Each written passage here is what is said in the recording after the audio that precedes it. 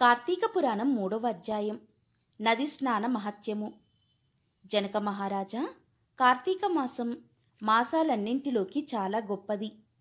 ఈ మాసంలో శాస్త్రం చెయ్యమని చెప్పిన స్నానదాన ఉపవాస వ్రతాదులను చెయ్యని వారు అనేక నీచమైన జన్మలను ఎత్తుతారు. కనీసం కార్తీక పౌర్ణమి నాడైనా స్నానదాన జపాదులను చేయడం ముక్తిప్రదం. ఈ విషయాన్ని తెలియజేసే కథ ఒకటి చెబుతాను, శ్రద్ధగా విను. ఓ రాజర్షి, పూర్వం తత్వనిష్ఠుడనే సద్ధర్మాచార పరాయణుడు ఉండేవాడు. అతడు తీర్థయాత్రలు చెయ్యాలనే కోరికతో బయలుదేరి సమస్త తీర్థాలలో స్నాన సంధ్యావందనాది విధులను ఆచరించాడు. అలా ప్రయాణిస్తున్న తత్వనిష్ఠుడు గోదావరి నదీ తీరానికి చేరుకున్నాడు. ఆ తీర ప్రాంతంలోనే ఉన్న ఎత్తైన మర్రి చెట్టు కొమ్మలలో నివసిస్తున్న 3 బ్రహ్మరాక్షసులు తత్వనిష్ఠుణ్ణి చూశారు. నల్లని శరీరాలతో, నిప్పు కణల్లాగా మండుతున్న కళ్ళతో, పదునైన గోళ్లతో, పొడవైన కూరలతో, నిక్కబుడుచుకున్న వెంట్రుకలతో మహాభయంకరంగా ఉన్న ఆ 3 బ్రహ్మరాక్షసులు తన వైపుకే రావడం చూసిన తత్వనిష్ఠుడు భయంతో వణికిపోతున్నాడు. దిక్కుతోచని తత్వనిష్ఠుడు శ్రీమన్నారాయణ్ణి ఇలా తలుచుకుంటున్నాడు.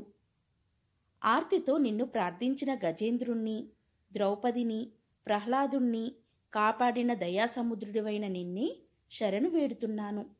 కాపాడి రక్షించు దామోదరా అంటూ గొంతెత్తి ప్రార్థిస్తూ మొరపెట్టుకున్నాడు. తత్వనిష్ఠుడు చేస్తున్న హరినామస్మరణ విన్న బ్రహ్మరాక్షసులు అతడి మీదికి పరుగులు తీయడం ఆపేశారు. ఆ 3కి జ్ఞానోదయమయ్యింది. అప్పటి వరకు తాము చేసిన చెడ్డ పనులను తలుచుకొని దుఃఖిస్తూ తత్వనిష్ఠుడితో, ఓ మహానుభావ, నిన్ను చూడడం వలన, నువ్వు చేసిన శ్రీహరినామాన్ని వినడం వలన మా పాపాలు హరించుకుపోయి మాకు కనువిప్పు కలిగింది. మేము నీకు ఏ విధమైన అపకారము చెయ్యము అంటూ అతడికి నమస్కరించారు. బ్రహ్మరాక్షసులు అన్న మాటలు విన్నాక తత్వనిష్ఠుడు తేరుకొని స్థిమితపడ్డాడు.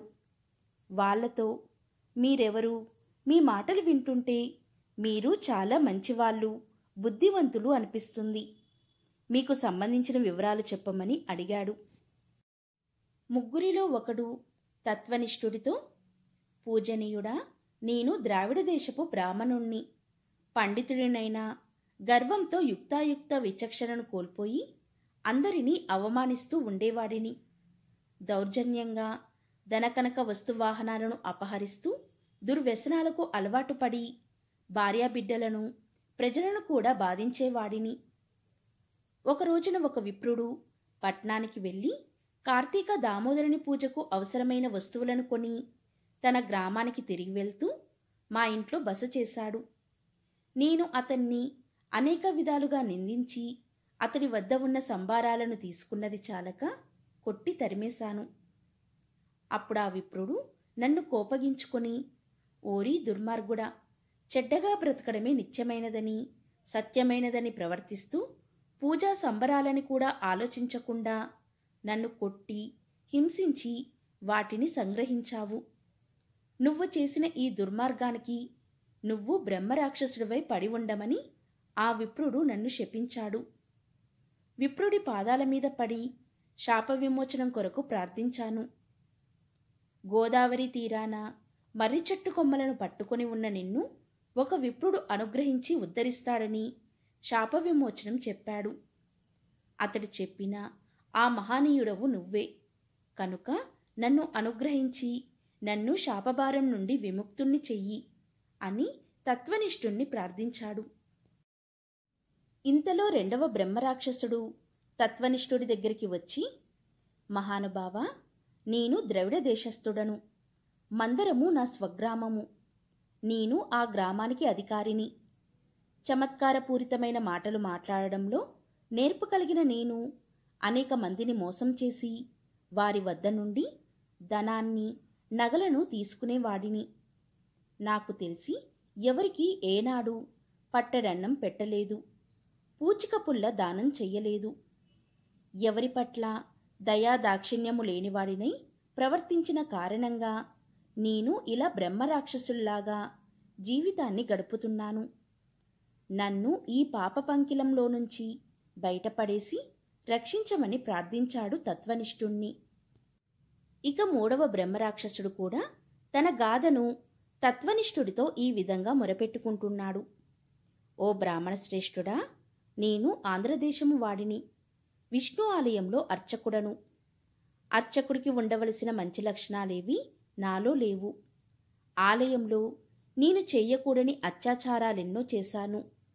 భక్తులను పీడించాను, స్త్రీలను అవమానించాను, బంధువర్గాన్ని దూషించాను.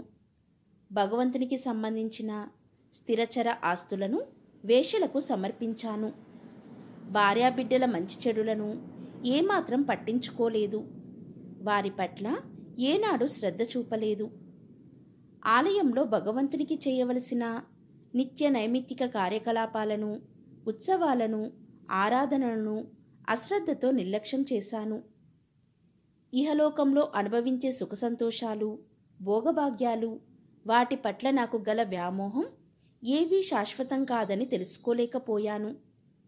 ఆ కారణంగా నేను చేసిన దుష్కృత్యాలకు అంతే లేదు. కొంతకాలానికి క్రమంగా ప్రజలకు నా దురాగతాలు తెలిసిపోయినాయి. వాళ్ళ ఆగ్రహానికి గురి అయ్యాను. నేను అన్యాయంగా సంపాదించిన సంపదలు కొన్ని తరిగిపోయినాయి, కొన్ని తొలగిపోయినాయి. ఊరివారు నన్ను తరిమి తరిమి కొట్టారు. అడవుల వెంబడి పడి ఆకులు అలములు తింటూ కాలం గడిపాను. కొంతకాలానికి ప్రాణాలను పోగొట్టుకున్నాను. నరకానికి వెళ్ళి అక్కడ పడరాని పాట్లు పడ్డాను. ఆ తర్వాత ఎన్నో నీచమైన జన్మలను ఎత్తాను. చివరకు ఈ బ్రహ్మరాక్షస రూపాన్ని పొందాను. కనుక ఈ బాధల నుండి నన్ను రక్షించగలవాడివి నువ్వే. నిన్ను చూసి చూడగానే నాకు గత జన్మ స్ఫురణకు వచ్చింది. మాకు ఈ బ్రహ్మరాక్షస జన్మల నుండి ముక్తిని కలిగించు అని ప్రార్థించాడు. బ్రహ్మరాక్షసుల్లారా, మీ జీవిత గాథలు, బాధలు పూర్తిగా తెలిసినాయి. మీరు ఎంత దుర్మార్గంగా ప్రవర్తించినా ప్రస్తుతం పడుతున్న పశ్చాత్తాపం కారణంగా పరమ పునీతులైనారు. హరినామాన్ని విని వినగానే మీకు గత జన్మలు గుర్తుకు వచ్చినాయి. మీకిక మీదట ఈ రాక్షస జన్మలు తొలగిపోతాయి. ప్రస్తుతం జరుగుతున్నది కార్తీక మాసం. ఈ మాసంలో పవిత్రమైన జలాలలో స్నానం చేసిన వాళ్ళకి పుణ్యగతులు లభిస్తాయనే మాట సత్యము. కనుక మీరు కూడా నా వెంట రండి అంటూ వాళ్ళని వెంటబెట్టుకుని గోదావరి నదికి వెళ్ళి తనతో పాటు వారిని గోదావరి పవిత్ర స్నానం చేయించాడు. తాను కూడా భక్తి ప్రపత్తులతో నదీ స్నానం చేసి శుచి అయినాడు. దానివలన తనకు కలిగిన ఫలితాన్ని ఆ బ్రహ్మరాక్షసులకు దారపోశాడు. అంతే, ఆ క్షణంలోనే వారికి గల ఆ రాక్షస జన్మలు అంతమైనాయి. అంతరిక్షంలో నుంచి దివ్యమైన పుష్పక విమానం వచ్చి వాళ్ళ ముగ్గురిని ఎక్కించుకొని కైలాసానికి తీసుకొని వెళ్ళింది. ఆ విధంగా ఆ బ్రహ్మరాక్షసులు ముగ్గురు ముక్తిని పొందారు. కార్తీక పురాణం 3వ అధ్యాయం సమాప్తం.